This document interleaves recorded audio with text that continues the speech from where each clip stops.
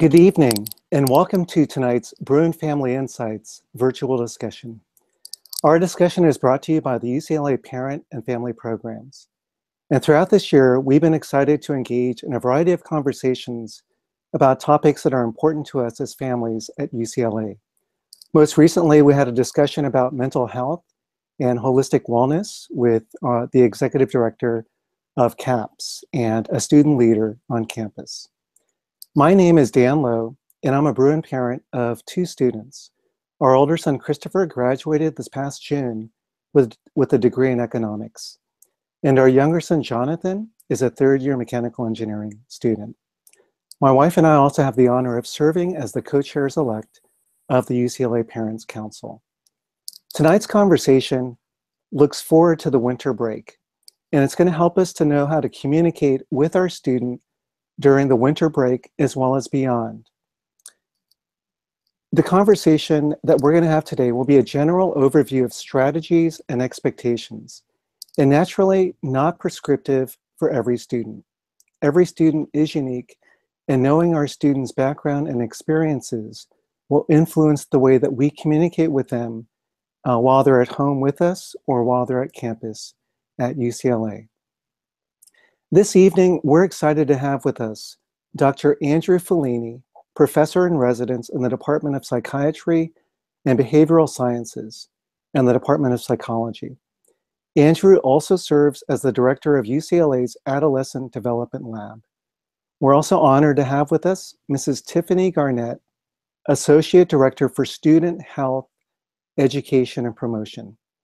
Andrew, it's so good to have you with us tonight. Could you tell us a little bit about yourself and your involvement at UCLA? Sure. Thanks, Dan. It's a real pleasure to be here. As you mentioned, I'm a professor here on campus, and in addition to having the honor of teaching a lot of the students and a lot of the children of the parents that are tuned in today, as you mentioned, I run the Adolescent Development Lab here at UCLA. And we do a lot of different studies of how kids change as they move through the teenage years and on into young adulthood. We look at things like brain development, we look at some other aspects of health, and a big focus of our work is looking at how family relationships do or do not change as kids move through the teenage years and through college. And this issue is also of particular personal relevance to me because my two college-age boys are returning tomorrow for the winter break, so we're going to be dealing with a lot of the same issues we're going to be talking about today. Oh, that's so great to hear. You must be excited that they're going to be coming back home tomorrow. Very, very excited, yes. Thank you, Andrew. Tiffany, it's also good to have you with us. Could you share with us a little bit about your background and your involvement at UCLA? Sure. Thank you, Dan. As Dan mentioned, currently I serve as one of the associate directors for student health education and health promotion. And prior to that, I served in a role with our Bruin Resource Center, serving as one of their assistant directors, as well as launching the university's first intergroup relations program, which really focused on looking at the campus climate and engagement and providing support for students in their ability to engage with others in the face of conflict and misunderstandings. Overall, my 15-year career here, much of my work has been focused on supporting students through the development of comprehensive programs, including workshops, programs, and other campus initiatives that will really support students in not only their development that really do serve to meet them where they are developmentally, but as well as providing overall programs that support their health and wellness while they're here on campus, as well as once they leave here. Similar to Dan and Andrew, I too am a parent of a current senior right now. So I should say we are in the middle of helping her prepare for her college application. So it's a fun time in our household. Thank you, Tiffany. Yeah, we really do share the journey with our students, and we wish our daughter the very best. So I'd like to offer a question to both of you, and Tiffany, we'll start with you. What do you believe are the biggest communication challenges that students and their families experience today? That's a great question. I think it's important, you know, formally to really, really first acknowledge that in terms of our communication in general, we find that when our students are either in our home, but also when they return home, that how our communication is impacted or influenced and how it changes really can have an impact on how we engage with one another. But we also recognize that how we communicate really does vary based on dynamics, our traditions, our values, etc. And so really helping our students be able to have an open dialogue with you as parents is super important. I think some of the challenges that influence our ability to engage in those conversations and to really be present in those spaces, you know, our students oftentimes bring with them to campus you know, a sense of family expectations. And sometimes, you know, when they're here as students, their interests and their values change a little bit. And so students may have a fear around meeting those expectations that their family, that their parents may have set for them, as well as expectations that they may have for themselves. We also recognize that for our students, as they're moving through their own development and becoming more self-assured of their views and their position, being able to express those in a way with their parents in ways where perhaps their parents see them as not as those as the young baby per se anymore, but really becoming a young adult. So I think those are just a couple of issues or factors that influence communication and can be a potential barrier for our students. Okay, thank you, Tiffany. Andrew, what would you say are some of the challenges that you've observed that parents and their students have with each other? Sure. Well, I agree with a lot of what Tiffany just said. I would just add a couple of things. I do think that one challenge of being a parent of a college student who's not living at home in particular is that you do not see them a lot. And so I know that's obvious, but you have limited time together. And so in the parent's mind, then you're trying to pack everything into that limited time. And that really, what you're really just getting is a small slice of their daily life. And that if things don't go right for that short break or for those few days, it could just be those few days. It doesn't necessarily mean that there's a problem in the relationship. And I think that's difficult for parents to understand because they only have a limited time with their students while they're at home. And we can talk about that. The other is, I think, to be a parent today of college students is the opportunities and the challenges of having social media to communicate with one another. And here I don't mean social media that the students themselves are engaged in with each other, but in terms of communicating with you. And it provides a lot of opportunities for communication, but it also can create divergent expectations, some confusion about what you think, how often you should talk about or not talk about. Do you respond immediately? Do you not respond immediately? You know, and over the last year or so, our sons taught my wife and I that when we're texting with one another, if we put a period at the end of the text, that's a little bit offensive because it means that we're finalizing the conversation and we don't want to talk anymore. We had no idea that's what that meant. And that's just sort of a small little slice of sort of the idea that even if you happen to be up on things enough that you're actually using the same mode of communication as your child, the way in which you use it, the norms, whether you're supposed to respond immediately or not, those are really things that can be complicated at the same time. And so I think these are the kinds of things that are challenges, but they're also wonderful opportunities, and they're just things that are important to have a conversation about themselves in order to figure out so that you are at the same level of expectation with one another. Well, thanks for letting me know about the period. I didn't know about that. That's really good to know.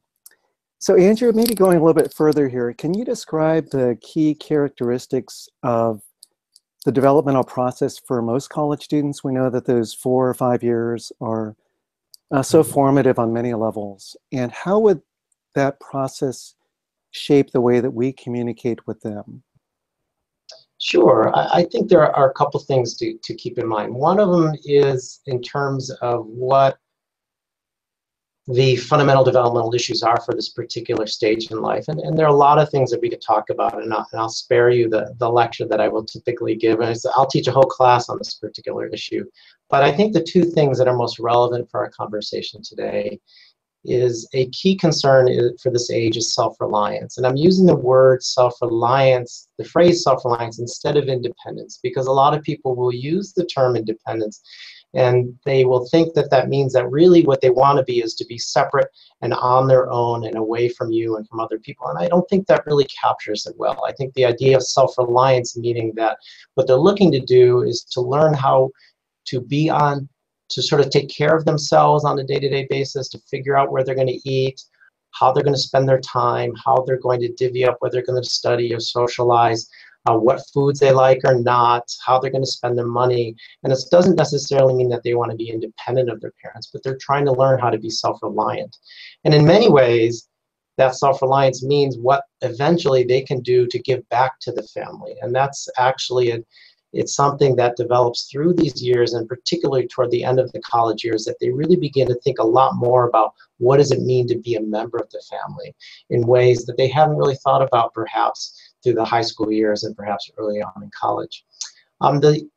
Another key issue besides self-reliance is this sort of simple, obvious thing that we all know about it, and that is they're thinking about the future. And I think the idea here to keep in mind is that can just be scary, and it can be stressful, and it can be threatening at times. And if they feel that they don't have their a plan in place, or their act together, or they're just exploring, if they're asked about it a lot of times, it reminds them that they're not still ready to have a plan and so on, and that can be threatening to them as well.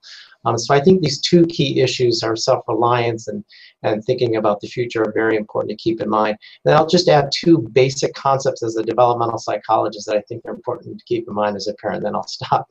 One is that development is uneven. That's a fundamental concept. It's hard for us to remember sometimes as parents, is that kids will go up in a direction, up and up and up in the way toward development, but it's more like this, gradually moving up with a lot of ups and downs as you move in that direction. And so what happens in a particular break period across 3 weeks doesn't mean that that's what's typical in the terms of the direction that they're going in. And then finally, there really are some big changes between freshman, sophomore year, and then junior and senior. There's a lot of development that occurs during the college years. And what you may be seeing in your freshman or I'm sorry, your first year student or second year student right now, really there will be a lot of changes that happen in the third and the fourth year of college. And that's something that's very exciting to look forward to. And I think will give you all sort of an opportunity to take a breath and to relax, to know that they're heading in the right direction. Thank you, Andrew. Yeah, we look forward to seeing our students back during the winter break, whether it's 2 or 3 weeks, for some even a month. And one of the questions that Van Gerard submitted in advance relates to this, and he's wondering, why do teenagers and college students generally not want to be with their parents? And so that could be where they might feel they'd rather be out with their friends or doing their own thing rather than being with parents. And I'm wondering, Tiffany, what kind of advice would you offer to parents that have this question? That's a great question. I mean, I think Andrew could probably speak a bit more in terms of just developmentally, but at least through my experience in working with students and having them in some of our academic courses that focus on building their life skills. Part of those courses, or part of that particular course called Life Skills, we looked at identity development. And, college is that time, if we think about our traditionally aged students, 18 to 24, for example, they're still developing in so many different ways in terms of their identity around their gender, their sexuality, their culture. Many of our students are bicultural in terms of they may be U.S. born, or perhaps their parents have immigrated here. So they're navigating identities. And so it can feel very challenging, I think, for parents to understand what's happening to our students. But they will come through it, you know, and they will certainly circle back and reconnect with parents in ways that is meaningful to them. And I think as parents, and as a parent who I often find it difficult to remember to apply that to my own children and understanding what's going on for them. But it is a natural process for them to understand and figure out who they are, independent of sort of the upbringing or even the values that have been conveyed to them, the traditions that have been conveyed to them as they work through becoming an independent, hopefully, adult as well. Another point that I want to sort of jump back to your first question to Dan in terms of challenges, I just think it's important to highlight as well for students who may be first generation students or perhaps even have parents who are college educated but outside of the US. One of the challenges that we know our students experience is being able to relate that experience or the college going experience with their parents. Sometimes our parents don't really understand, if they haven't had that college experience, what college is like and how to best support their student. And so sometimes our students struggle with that a little bit as well. It could be that, you know, for our students, going to college has been a lifelong dream. It's been a family expectation.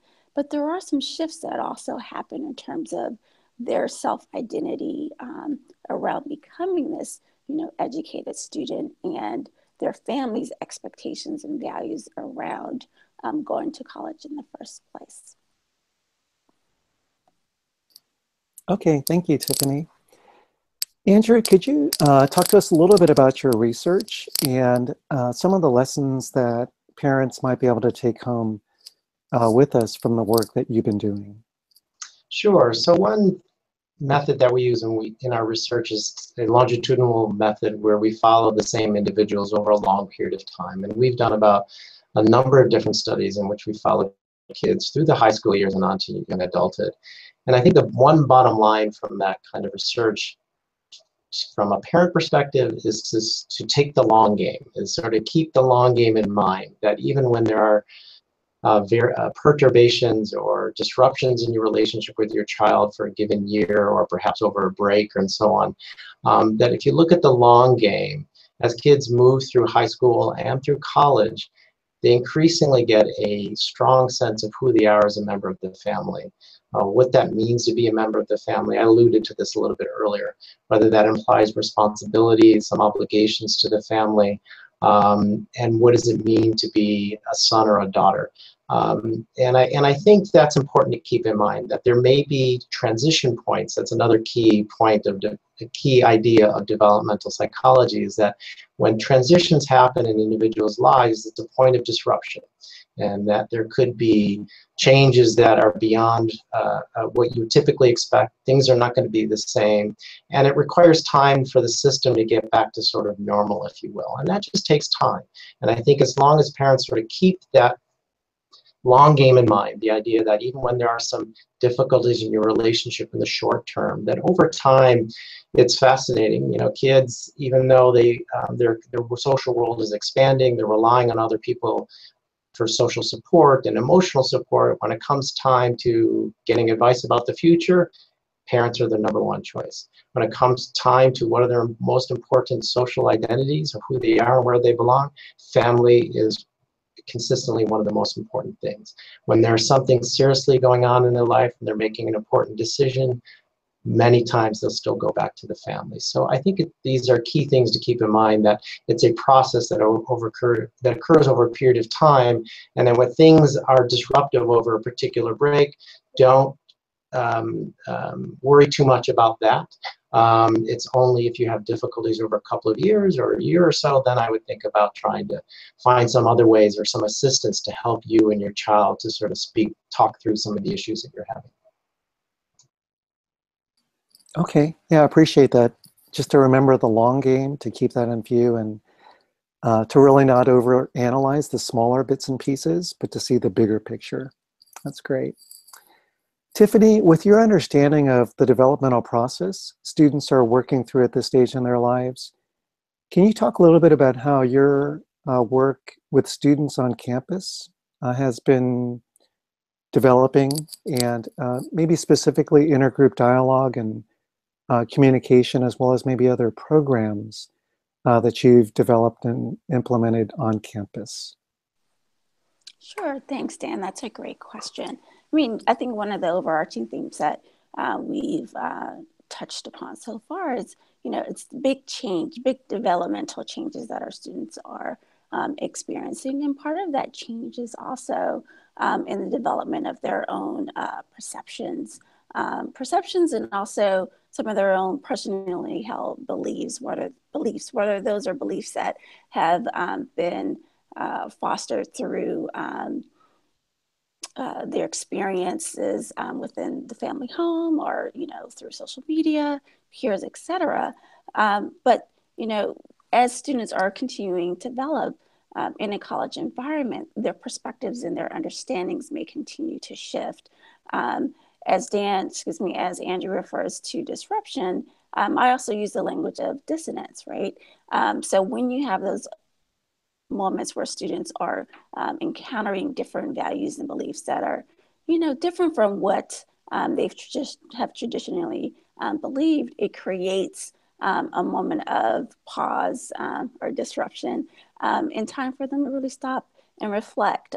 So many of our programs that we've tried to develop recognize and also create sort of that disruption, some dissonance for students, because it really is a learning opportunity for them personally, but it also infuses the need for students to have skills around perspective taking, being able to stop and hear other perspectives, even if they differ from your own, is an important key step in terms of how we engage with one another. So how that has influenced our work, whether it's in my work particularly, whether it's different program initiatives, workshops, etc., to ensure that we are developing programs that are developmentally relevant for our students, that they are valuable, are seen as value to our students. So whether that's information or skills, we ensure that we incorporate some form of experiential learning that might include opportunities for them to stop and reflect on their own practices, as well as ensuring that we create spaces for social engagement. Peer-to-peer learning is so invaluable in this setting, and we really try to support students' development in ways where am I per se the information giver, if you will, but also recognizing and valuing is in information that our students have themselves. So, we really do try to create shared learning experiences that all students could see as value and feel that they could contribute to. Some examples of that work specifically, I alluded to earlier, an academic course called Life Skills. That course for over, it's been around for over 15 years. And it's an amazing course in which students have the opportunity to learn more about stress management. It hits on areas of identity development and relationships. It also addresses communication as well. We recognize that students, although they see a value in taking care of self or seeking out opportunities to help them, when those opportunities are provided on a drop-in basis, for example, depending on what time of the quarter those programs are offered, students may or may not show up. So we've been very purposeful in ensuring that courses like life skills are provided for academic credit, because we recognize that although we can offer a one-time workshop, it's that sustained engagement that really is more supportive of students' development, skill attainment overall. In terms of intergroup dialogue, again, we developed a couple of academic courses that give students the opportunity to talk about relevant issues that are happening in the world today, issues that typically may foster differing views of opinion. And, you know, we find that sometimes our students, and I think we in general, sometimes view conflict as a bad thing. And actually, we try to say, no, conflict is a very positive thing, because from conflict, we gain new understanding of one another. We can find mutual solutions. So in my work, we've created this intergroup dialogue course where students can talk about issues such as years ago when gay marriage was not nationally approved, for lack of a better word, but other controversial issues, we really do bring them together so that they can have the opportunity to learn from one another. And within that, we infuse skill building around communication. We infuse concepts around identity. We also overlap that with social justice and looking at how systems of oppression might influence the experiences of different groups. So those are just two examples of some of the activities that we've done as a health education unit. Okay, thank you, Tiffany. Yeah, we've had quite a few questions submitted from parents beforehand as they RSVP'd. So we'd like to cover as many of these questions as possible. Andrew, this is a great one from Michelle. How much family time can we, quote unquote, force when it seems like our student is only interested in reconnecting with friends? So how would you provide some perspective to Michelle, Andrew? I think the term force is the operative word there, and I think we want to avoid forcing the family time. I think it's just important to keep in mind that they're going to need the time with their friends. They're going to want the time with their friends. And I think when they get home and have spent the night and have a couple meals with you so far and so on, and then I think it's a good time to have a conversation about what their expectations are for the break and what your expectations are, and think to yourself about what you think is the bare minimum of the time you would like them to spend with you, and to work out ways that can happen. That is probably the best way to approach it, I'd say. Yeah, so it's really thinking win-win, like bare minimum. I appreciate that because for both parent and child, trying to arrive at that understanding is a good goal in terms of communication. Mm-hmm. So maybe one other thought related to this, Andrew, is what are some effective communication strategies that family members can have with each other to help make the most of those times? So, you know, I think a lot of parents think, okay, we've got our kids here, let's try to squeeze as much information out as possible and learn about their first quarter, all that. Right. How do we foster that communication? Right. Well, I always go back to the lesson that I learned in high school as I was driving my sons back and forth from high school, that the best conversations were when you were in the car. Or when you were doing something else. And I think the idea that if you're going to sit down and have a focused conversation, which sometimes you need to do, but if your child feels like the only time you're spending together is that they're going to be interrogated and that's the only thing that's happening, I think that can create a dynamic where they're never going to want to talk.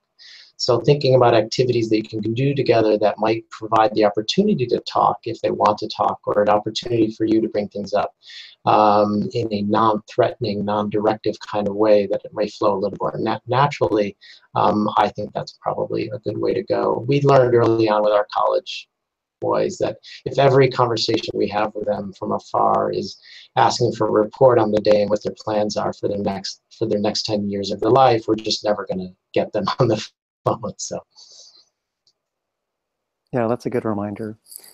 I know Kana Karaj, she probably appreciates that response because she was wondering how can we have fruitful and healthy discussions with our students about things that are important to them including campus activities and grades and friendships.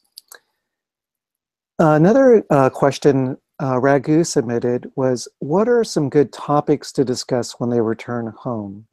And are there certain topics students may want to discuss and others that they may actually want to avoid? So either Tiffany or Andrew, how about we'll start with Tiffany? Wow, that's a great question. I think my first recommendation would be to ask your student, you know, how have they been? What's going on with them lately? What are they willing to share? Because I think, you know, in agreement with Andrew, I think it's certainly appropriate for us to ask our students questions, but if our students start to feel that they're being interrogated, they may feel a need to sort of withdraw somewhat. So really asking them, what would you like to share? Expressing to them sort of the intent behind some of your questions. Maybe it's, you know, I'm really curious about what your college experience has been like because I haven't seen you or I haven't spoken to you in a couple of weeks. What would you mind sharing with me? And, you know, I often recommend, you know, there's something about breaking bread, right? So, you know, conversation seems to flow a lot more freely when we're having and sharing a meal together as well. So thinking about not only the topics and asking your students what they're interested in sharing with you, but also creating a conducive environment that will, you know, put everyone at ease, whether it is, you know, sharing a meal or doing an activity together, but that together time can really support continued conversation. Okay, great. Andrew, do you have some additional thoughts? I think those are all great suggestions. One thing is we learned early on sometimes to avoid questions that can be answered with the word fine. And that doesn't mean I know that sounds contrary to my interrogation comment earlier, but I think to ask them questions that are perhaps non-evaluative about their experience, about tell me about this, you know, if you knew they took a sociology class, ask them, you know, what was the favorite book that you read in that class, or was there some particular topic that grabbed your mind, grabbed your attention, or something like that. It's a non-threatening, non-evaluative kind of question, and you will see if you grab them, and many times as a parent, you're going to cast about for these things, and sometimes they're going to bite, and sometimes they're not going to bite. But when they bite, and then it just could be a floodgate gets released of the other things that they want to talk about. And it's presented in a very non-directive, threatening way. And I think that's really important because at this point in their life, they're very concerned about whether you're judging them or not, or whether they have status concerns and so on, and they don't want to disappoint. So I think to keep it in a non-threatening kind of way is important. Okay, great advice. We appreciate each of our viewers tuning in tonight to be a part of our discussion. And Caesar is watching right now, and he says that my daughter is a fourth-year student. Her freshman year, we would call her, text her almost every day. But this year, during her last year, we call her maybe once or twice a week at best, just to check in. We feel guilty. Is this normal? What would you say, Andrew? Well, you can't be a parent without feeling guilty about almost anything you do. So I think that's absolutely normal. But I think in terms of the declining frequency of touching base with them, absolutely, absolutely. I think that's to be expected. And whatever that frequency works for you and your child, that's something that you need to work out for yourselves. Okay, thank you.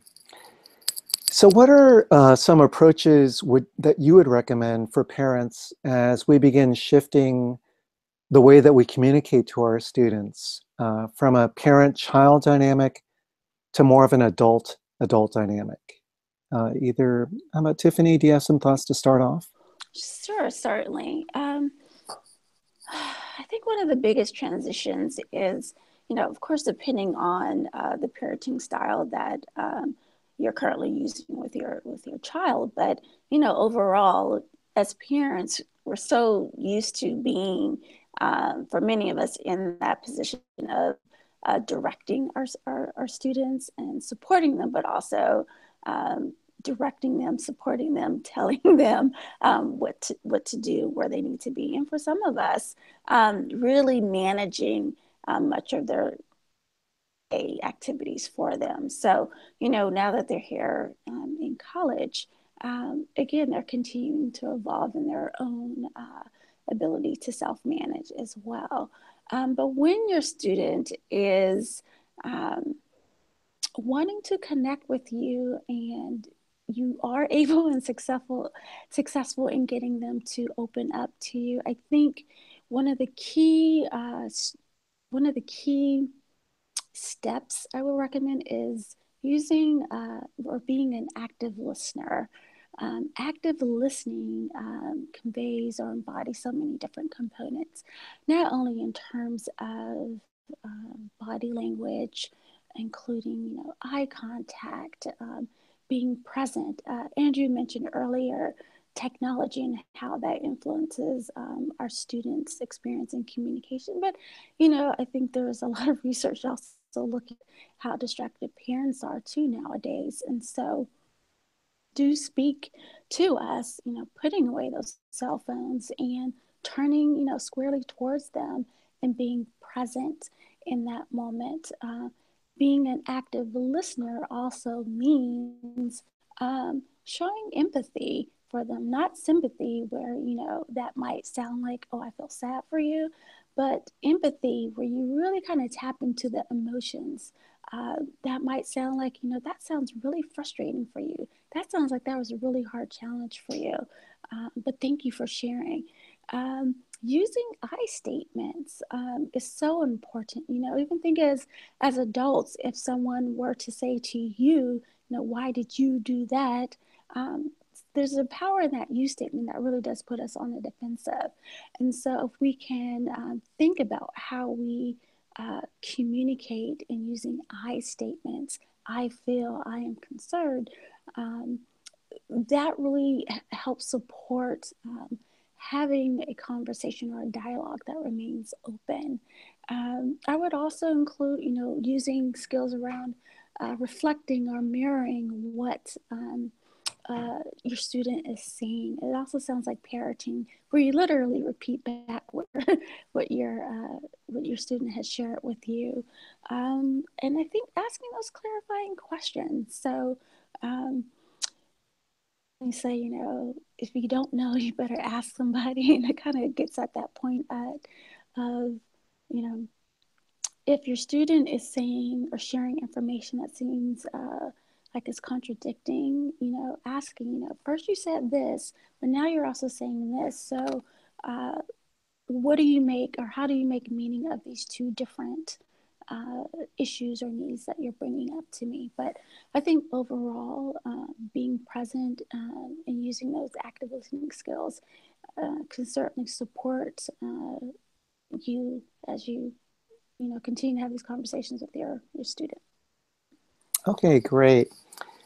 Andrew, I'd like to bring a few questions to you that are related to this topic of how to transition the way that we communicate with our kids. Sure. The first is from LaToya. She says, how can parents help navigate the adjustment to their students' second quarter without being overbearing? Sounds like they have a first-year student at UCLA. Mm-hmm. She says, my daughter has expressed her feelings with regard to balancing and prioritizing her own life now that she's an adult. What are some methods parents can use to be supportive to students as they are already adjusting to so much?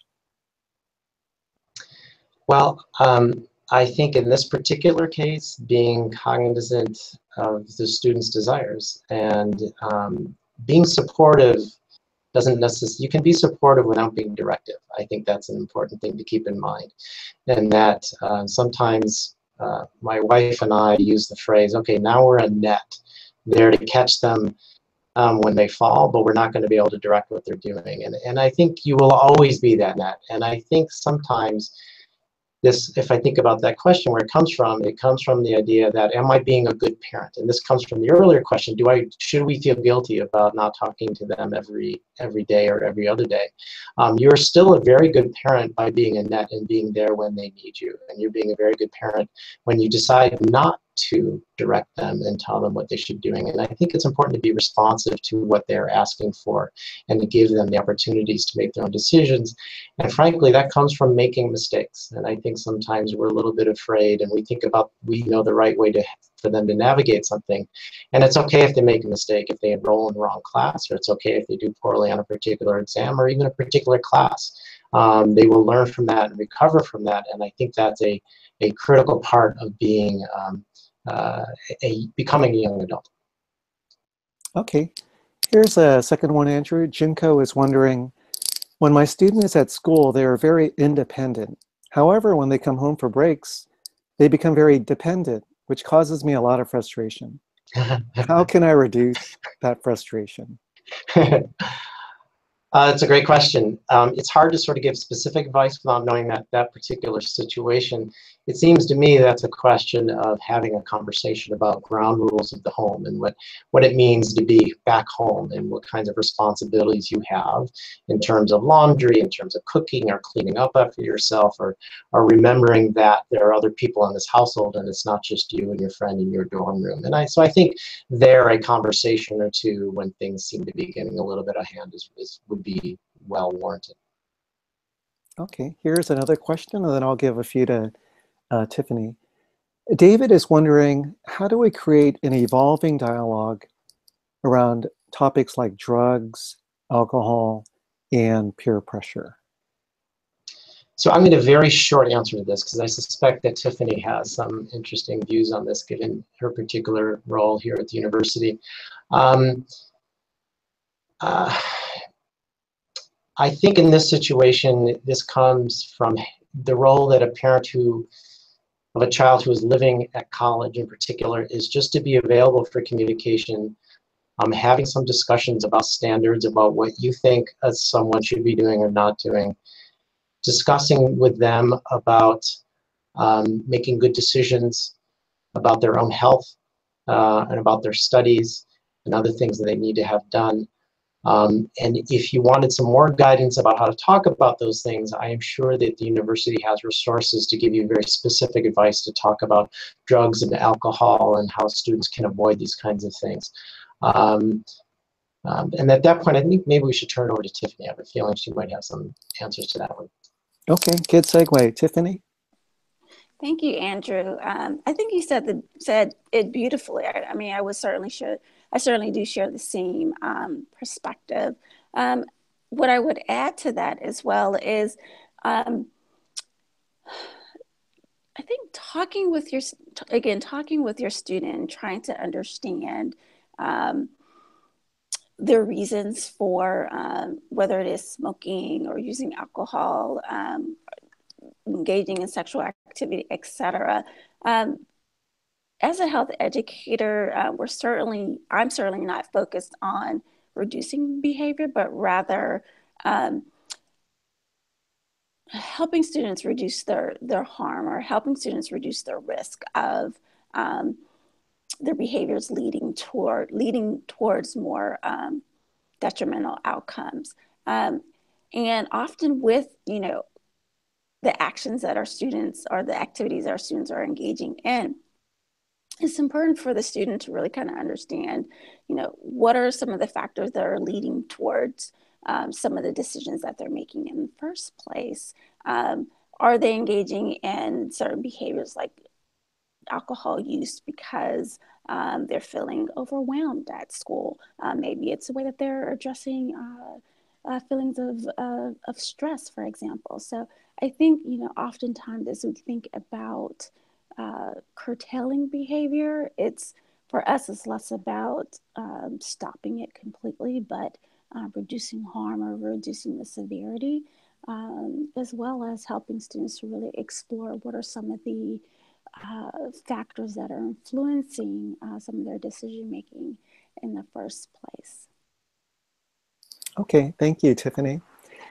So Andrew, you're two children are coming back tomorrow, and both Mhm. Tara and Shelley have questions that I'm sure you and your wife have also crossed that bridge.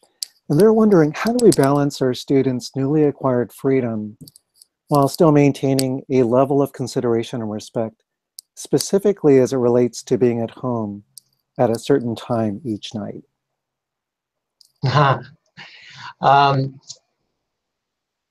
I think, one, it's important to keep in mind that they have been away from you for a long time when they had complete and utter freedom over their schedule about when they're going to go to bed, when they're going to come home, and what are they going to do.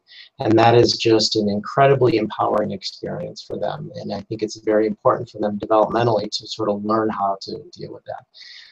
And then to come home, and if there are some issues of curfew that need to be met, I think if one wants to have that in their home, and again, every family is different and every family has their own rules, it would be very important to discuss the reasons for that and why that might be. I think because it's going to be a shock for them when they come home if we want to impose curfew rules upon them. Now, it could be because if they come home late at night, it wakes everybody up, and that's sort of a pragmatic matter. That's probably a pretty easy thing to deal with. If it has to do with worries and concern and wanting to have some control over the behavior, I think that's going to be very much more difficult conversation to have. And I think I would suggest the parent would want to ask themselves, why do they still want to have a curfew for the students? What are those concerns that they have? And whether or not it's still appropriate to have those concerns for someone who's been independent on their own for a while. And if you still do have those concerns, then I think it's important then to come to a compromise with the student when they come home. Okay, great. Well, our hour is moving very quickly, so we want to try to cover as much ground as possible with some of these great questions submitted by parents. Allison has a really wonderful question. She says, our student has been away for about a year and has completely withdrawn from us. Do you have any tips on reestablishing a relationship with our student, both in person and from afar? So either Andrew or Tiffany? Well, I think I will go back to a little bit than what we learned from our research and from other people who've done a lot of research at this day and age. It may feel as if they've completely withdrawn from you, but chances are that they haven't. And I don't know your particular situation, but even if it seems that they are not as emotionally dependent upon you, you're still a critical, important person in their life. And this could be a short period of time. And it seems like a year is a long period of time. But I think it's important, again, to keep the long game in mind here and to think what one means when one says completely withdrawn. Does it mean that they don't come to you and talk to you about their innermost relationships anymore? To a certain extent, that's probably developmentally appropriate. If it means they refuse to speak to you at all about anything, then I think that is a more significant concern. And then I would seek some help from, if you're part of an organization, whether it's a church, or if you seek some other help, some therapist help to sort of work on your communication styles if you're really not talking to one another. In that case, I think that would be warranted. Okay, thank you. Tiffany, Hillary has a really good question. She says, how do I approach my student when I know that they aren't telling me the full truth about who they're spending time with when they come home for break? So maybe any issues of honesty, and if you sense that our student is not being open and direct with us, how do you facilitate communication in that situation? That's a great question. And my first thought is sort of going back to what Andrew shared earlier in terms of asking yourself as the parent, why is it important for you to know who your child is hanging out with? If they've been away, for a quarter or even a year, they've been managing, their social life on their own in many ways. And so to have a parent start to ask in a way that feels questioning of their judgment can make it very difficult for your child to want to open up to you. But if the concern of who they're hanging out with is because of how it's either influencing your child's behavior or your concerns of the influence that it may be having on your child's mental health, etc., then I think being able to have an open and honest, again, conversation with your student is key. We have one technique that we use called the 3-step communication format. It's sort of written behind me if you can see it here, but it's really simple, and it's a great way to, just concisely bring up and share your emotions or concerns with your child or anyone.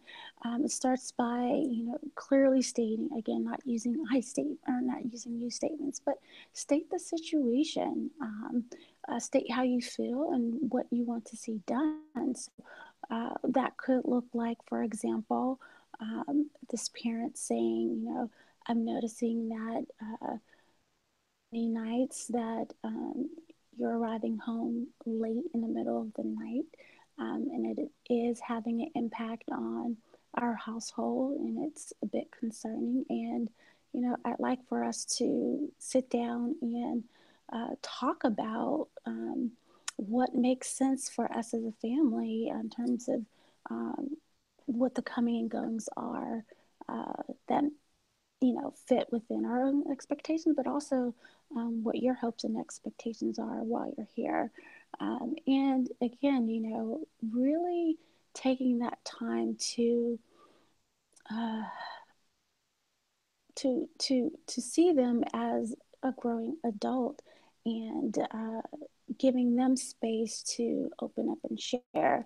And hopefully by having or creating that supportive environment, not only may you be able to learn what has been up to, but learn more about, who they're hanging out with and why.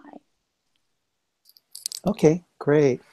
Andrew, let me give you a couple questions. One is, how can we start a conversation about managing social time, social media time versus real connections with others, like students, professors, friends? And Jeffrey is the one that raises that question. Sure. So I talked about social media a little bit in the beginning, so I don't want to repeat what I said there. I think there are two important things to keep in mind are that social media is not the villain that it is often portrayed to be. And I think it's important to keep in mind that it's here to stay. That's how students communicate with one another. That's how they communicate with many professors. And when you think that they may be sort of just fooling around on their phone, many times there are very important things going on there. And so it really is the way for them to be connected.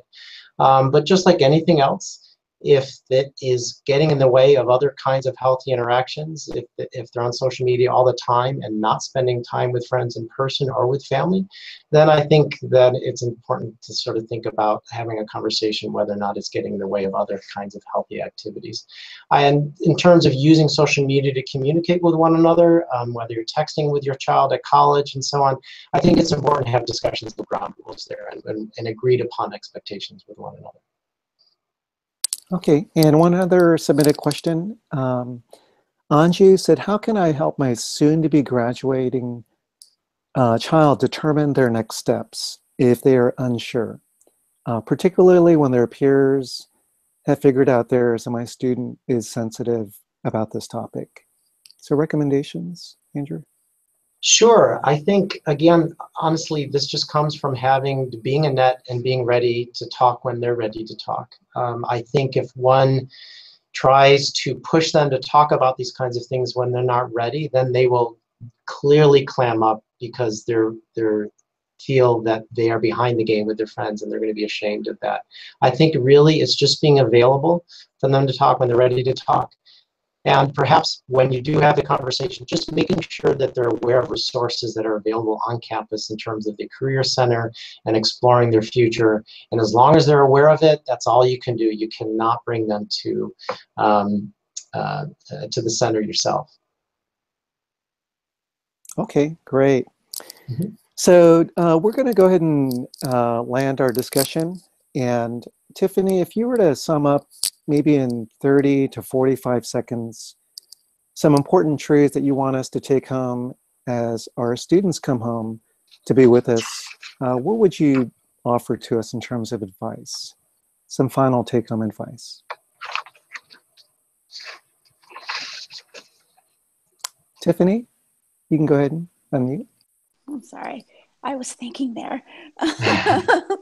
I guess just overall, when your student is there, and I really don't want to repeat everything that we've said up to this point, but it's so relevant in that really just being there for your student, being present is key.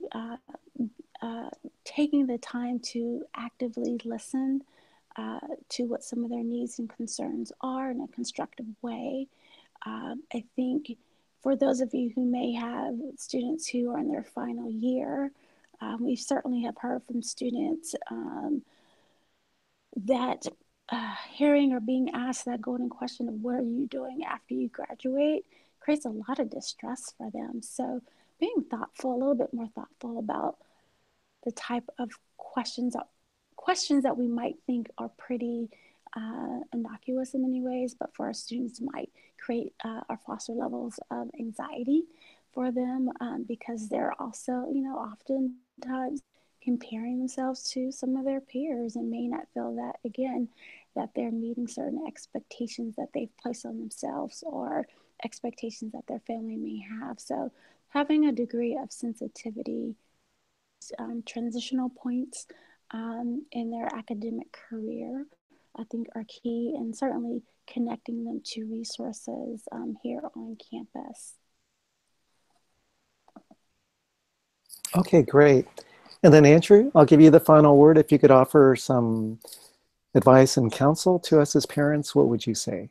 Sure. So we have a short winter break at UCLA, and it's only a small slice of time. And so I think the thing to keep in mind is not to make it a high stakes period.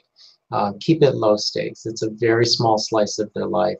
What they really want to do is to come home, relax, and to energize. They're not going to solve their future with you in 3 weeks. So give them a time where they can just sort of sleep a lot, rest a lot, see their friends, feel safe and feel protected. And keep it low stakes, and that they'll come away feeling better and you'll come away feeling with a lot less pressure. All right, so that's good. So frame our expectations with realism and level them down from what we would typically do. Yeah. Well, Andrew and Tiffany. I'm sorry, may I just add one more suggestion for any of our parents whose children are not coming home? Just wanted to share some information with them about existing campus resources.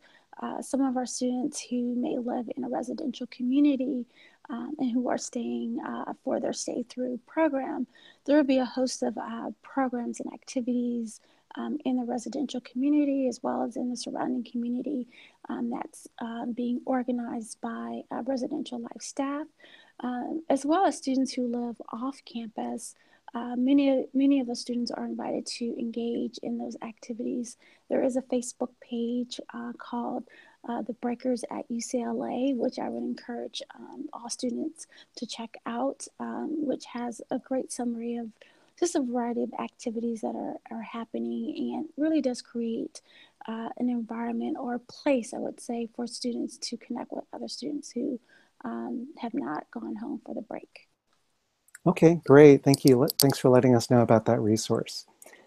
So both Andrew and Tiffany, thank you so much for being a part of our discussion this evening on how we can connect with our students when they're back at home during winter break, or maybe if they're still on campus or traveling, and also throughout the school year, just how we could be supportive to them in their own self-reliance development, and how we could be active in listening and caring for them and guiding them through some of the most, not only formative years of their life, but some of the most challenging, in which they face a lot of pressures and a lot of expectations, but also a lot of excitement as they go through this time.